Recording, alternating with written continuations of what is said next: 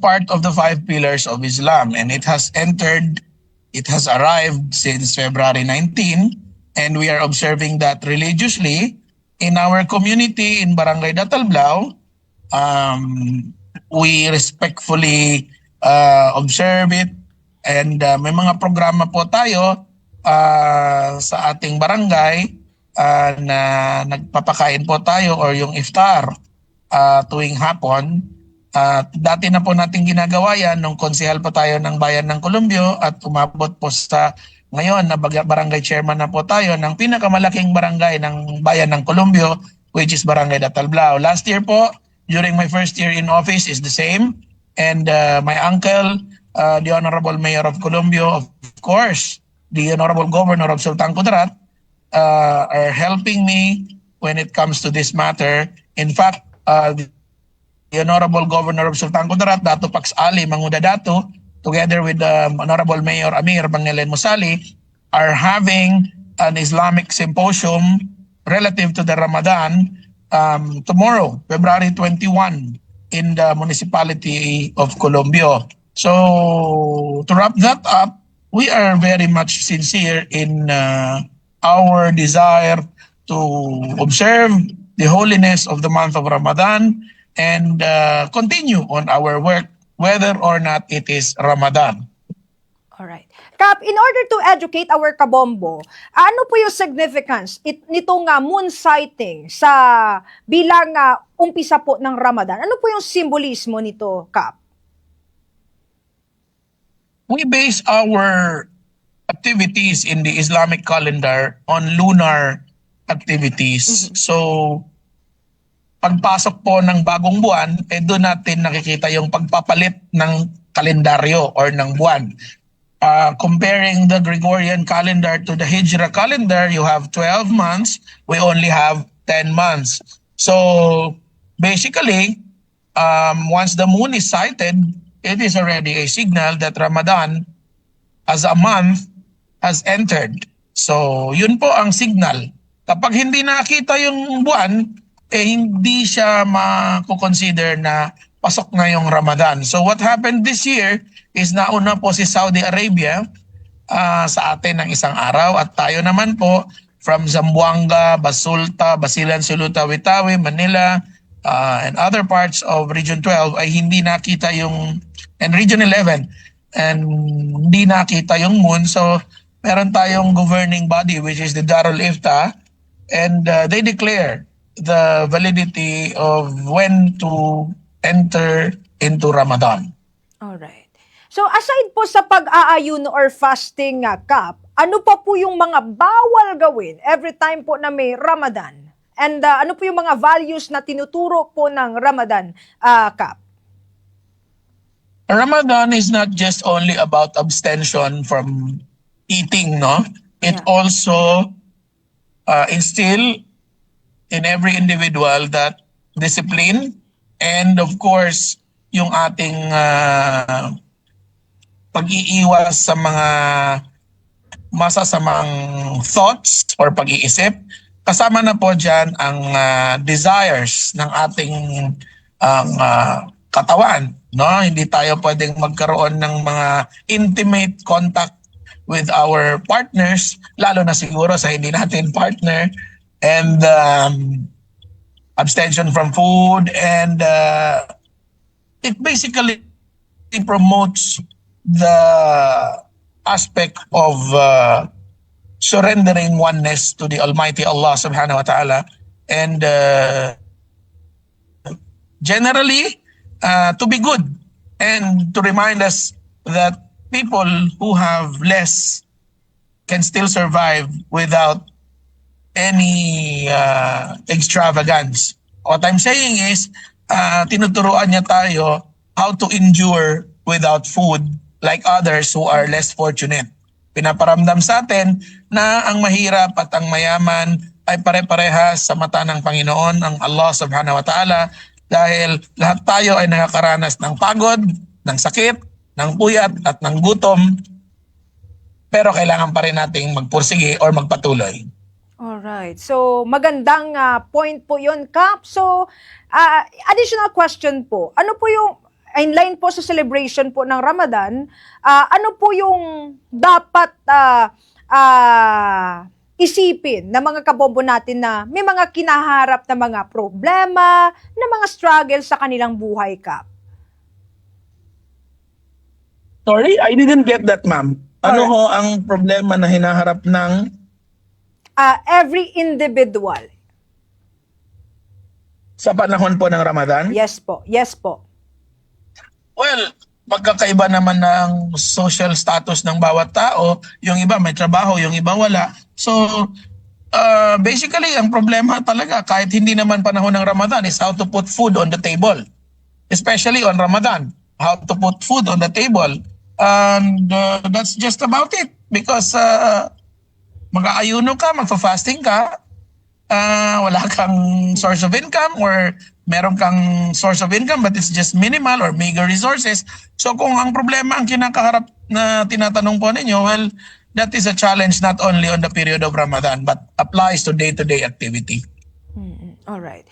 Additional question po, Kap, ano po yung mga opinion nyo po? Ano po yung reaction nyo sa mga nangyayari sa political aspect dito sa Pilipinas? As a punong barangay, I may not comment on the totality of the political landscape of our country because my entity or my area of responsibility is confined to the 25,000 hectares of Barangay Datalblao. In Barangay Datalblao, specifically, we are generally peaceful and our mayor, along with the municipal council, are very supportive to all our plans and programs, most especially our governor, Dato Pagsali Mangudadato, and Congresswoman Bay Ruth Sakaluran. So, politically po, I will just confine myself in my AOR, but in other parts, ay hindi ko na po sila pakikialaman. Maayos po kami dito sa Barangay Datalblao, lalong-lalo na po sa bayan ng Columbio at sa buong lalawigan ng Sultan Kudarat po. Opo. Pero ano po yung initial reaction nyo po? Kasi si Vice President Sara Duterte Carpio, nag-express po siya na magra-run po siya sa pagka-presidente sa year 2028. On my personal note, the Honorable Vice President or anybody can declare their candidacy as much as they want. If you're looking onto my personal opinion, is the same. Maaari namang magdeklara ang kahit ng sino ng kanyang kandidatura. So it's natural for any politician to do that. And I do not have any opposition or anything to say about it as of now. And who knows? Pati po ako, hindi ko rin alam kung ano ang tatakbuhan ko sa darating na election. Baka de-declare din ako na tumakbong presidente ng Pilipinas. Alright. Alright. Pero ito po, Kap, kasi yung Columbio Sultan Kudarat, magkakalapit po kayo ng Tampakan, South Cotabato. And kamakailan lang po, I think last year, yung presensya rin po ng illegal banlas mining. So, kamusta po? Kamusta po yung monitoring natin sa area ng Datalblao, sa Columbio Sultan Kudarat? In line po sa nagbabanlas mining pa rin po na mga individual, Kap. I am very happy that you brought this up because I would like to share some of the situations that took place in Barangay Datalblao in the totality sa buong bayan ng Columbio. Alam niyo po, last year pa po ay nag-exert na tayo ng effort on that matter and very supportive ang ating governor and mayor. Pero to my dismay, unfortunately, hindi po ako nag-pinpoint ng tao, probably an agency. Hindi na ako binalikan eh. Hindi na bumalik yung primary agency concerned on how to take action on these matters because as a barangay chairman, I cannot do that alone. Kung ano man yung mga illegal activity dyan na masyadong malawak. And sinabi nyo nga po, we share boundaries with Tampakan, South Cotabato. So, the other local government unit, I'm just waiting for them na makipag-convene sa akin kung sakaling kinakailangan because we will cooperate on that matter. But ang sinasabi ko po dito ay may mga actions taken last year onto that matter about the banlas. However, hindi na po ako binalikan ng primary agency concerned. I don't want to mention the the agency, but they know who they are. Hindi naman po ako galit sa kanila, pero ang sinasabi ko po ay wala nang follow-up, check-up. Kung baga pa sa nagpa-opera or nagpagamot sa ospital ay gustuhin ko mang magpa-follow-up check-up, wala yung doktor. So ganun po nangyari, no? Hindi tayo nabalikan. So if you're asking me, I will have to be very honest on my answer. So to address the problem, it's still ongoing. May nangyayari pa rin. But hindi ko nakikita kasi hindi ko naman napupuntahan.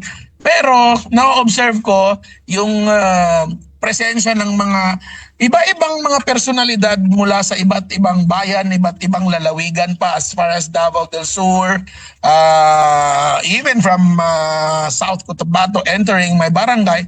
Pero hindi ko naman pwedeng palayasin yung mga tao nang wala naman akong nakikitang ginagawa nila. Kasi nakikita ko lang sila passing by. But I know that they are, alam niyo po yung tinatawag na plume. Lahat sila may dalang plume. Wala na yatang nagfa-farming. Lahat na nag-gold panning na or nagpo-plume na or nagbabanlas na. So, ma'am, thank you for the opportunity to be heard about this matter because I hope the primary agency concerned, you know who you are, should come back because hindi nyo po ako binalikan. Hindi nyo binalikan ng Barangay Datalblao. Puro tayo forma. Sali ko na po yung sarili ko. Hindi po ako galit pero emotional ako in the sense na hindi nyo ako binalikan. Wala kayong follow-up. Kaya nagkakaganito. You are the primary agency concerned for us to move on how to implement relative laws applicable to the situation. Hindi ko magawa kasi wala po kayo by my side. Marami po kayong pangako na gagawin, hindi nyo naman din ako binalikan. So sana, kayong primary agency concerned on environment, balikan nyo po kami. Opo. Pero Kap, pwede po bang malaman gaano na po kalala ang epekto ng banlas mining sa area mo? Wala pong epekto. Yumayaman yung mga tao. Pero kamusta yung baha po, Kap? Wala po akong baha sa Datalblao. Maganda po ang aking tubig. Ewan ko sa ibang barangay. Pero ano yung tinitingnan mong mangyayari, Kap, if ang control po, hindi po makontrol yung mga pinaggagawa po ng ibang individual dyan sa AOR nyo? Sorry ma'am, what was the question? Ano po yung nakikita nyong magiging epekto nito sa ating environment if nagpatuloy or if magpapatuloy itong mga pinaggagawang activity, itong illegal banlas mining ng ibang individual po sa AOR nyo? Well, again, I will have to throw you back my sentiment a while ago that it is the primary agency of the environment who should address that question. I cannot answer that. Alright. Sila dapat. Wala akong mapresenta sa inyo, ma'am, kasi hindi po nila ako binalikan.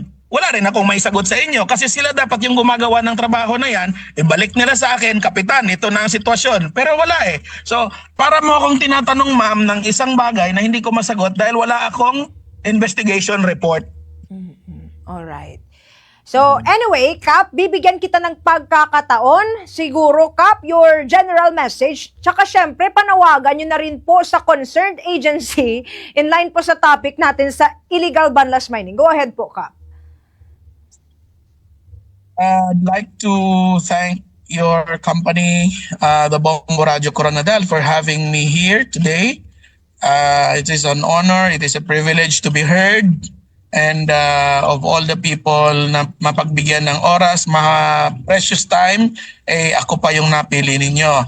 Ang mensahe ko generally is magkaisa at iwasan ng mga masasamang gawain at magsumbong kung kinakailangan sa ating mga ahensya. And ang panawagan ko naman po doon sa ahensya na hindi ako binalikan, balikan nyo naman ako para maayos natin yung mga problema natin. Yun lamang po. Opo.